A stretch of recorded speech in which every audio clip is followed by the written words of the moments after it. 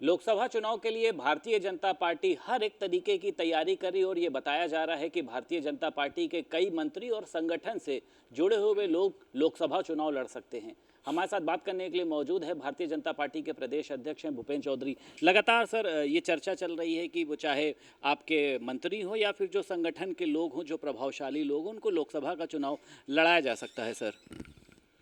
नहीं, हम भारतीय जनता पार्टी में प्रत्याशी चयन की प्रक्रिया है, आपस में बातचीत करके राय शुमारी करके केंद्रीय पार्टी इस पर निर्णय लेनी है और जैसा पार्टी निर्णय लेगी उन परिस्थितियों के हिसाब से उस परिस्थिति के आधार पर ही सब लोग आगे बढ़ेंगे।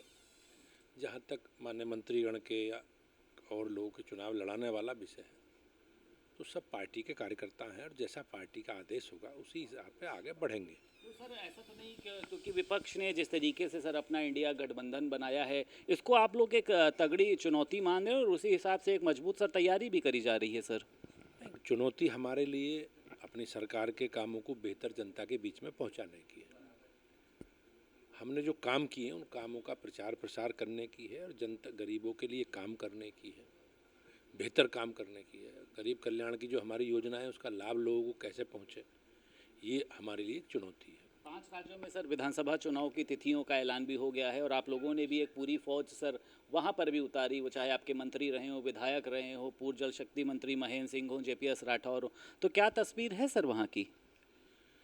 नहीं, अब चुनाव है और चुनाव में हमारे लिए बेहतर करना हमारे लिए चुनौती है। अच्छा करेंगे और हमारी केंद्र की सरकार ने हम लोगों ने बहुत अच्छे काम किए हैं माननीय प्रधानमंत्री जी के नेतृत्व में और जो हमारी अपने जीवन काल के विचार से जब से राजनीतिक क्षेत्र में हमारा काम प्रारंभ हुआ उन सारे कमिटमेंट को केंद्र सरकार ने हमारी मोदी जी के नेतृत्व में पूरा किया है। तो भारतीय जनता पार्टी कार्यकर्ताओं का एक विशाल समूह है, जनसमूह, एक विचारधारा के आधार पर हम लोग काम करते हैं और हमारी पूरी पार्टी ताकत से जनता के बीच में जाएगी। हम काम कर रहे हैं। मध्य प्रदेश, छत्तीसगढ़, राजस्थान में हमारी पहले भी सरकारें रही हैं, वर्तमान में राजस्थान में, मध्य प्रदेश में हमारी सरकार है और हमने बहुत अच्छे काम किए। तो मुझे विश्वास है कि इस बार भी राजनीतिक परिणाम भाजपा के पक्ष में होगा, चाहे तेलंगाना हो, चाहे मध्य प्रदेश, छत्तीसगढ़, राजस्थान हो, सब जगह भाजपा की सरकार। सर जो गठबंधन है वो एकता की बात करता है, लेकिन कई जगह पर देखा जा रहा है कि कोई सपा अपने प्रत्याशी उतार दे रही है, कांग्रेस उतार दे रही है, आम आदमी पार्टी उतार दे रही है। तो आपको लग रहा है सर सीटों को लेकर इनमें सर जो है वो बिखराव की स्थिति? ये स्वार्थी लोग हैं और इनकी प्राथमिकता में देश समाज नहीं है, इनकी प्राथमिकता में गरीब का उत्थान नहीं है, इनकी प्राथमिकता में अपना निजी एजेंडा है और इन्हें कैसे सर्वाइव करें इसकी चिंता है। लेकिन देश की जनता, प्रदेश की जनता सब जानती है। राज्यों में झगड़ा करेंगे, केंद्र में संगठन गठबंधन करेंगे और गठबंधन भी इनका इतिहास अगर गठबंधन का आप देखेंगे तो गठबंधन चुनाव तक ही गठबंधन है, चुनावी ही गठबंधन है ये और स्वार्थ का गठबंधन है। अच्छा सर, 5 राज्यों में विधानसभा चुनाव हैं, आपकी तैयारियां भी पूरी हैं। ये बताया जा रहा है कि सीएम योगी की सर जो डिमांड है वो एकदम तेज़ी से बढ़ गई है। 5 राज्यों के जो नेता हैं वो चाहते हैं कि सीएम योगी जो है वहां पर आकर प्रचार प्रसार करें, स्टार प्रचारक के रूप में बनाया जाए। केंद्रीय नेतृत्व इसको तय भी कर रहा है, क्या कहना है सर इस पर? नहीं, पार्टी में कार्यकर्ता योगी जी पार्टी के कार्यकर्ता हैं हमारे और वो लगभग 6.5 पौने 7 साल से उत्तर प्रदेश जैसे राज्य के मुख्यमंत्री हैं।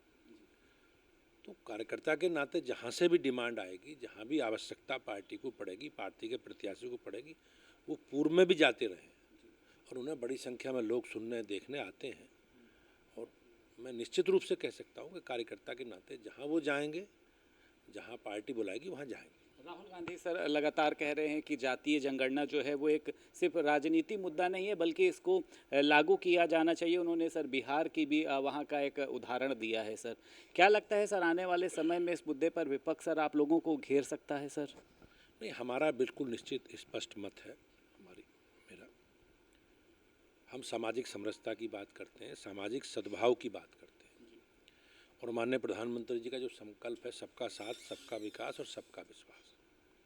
हमारी प्राथमिकता में गरीब है, जाति नहीं।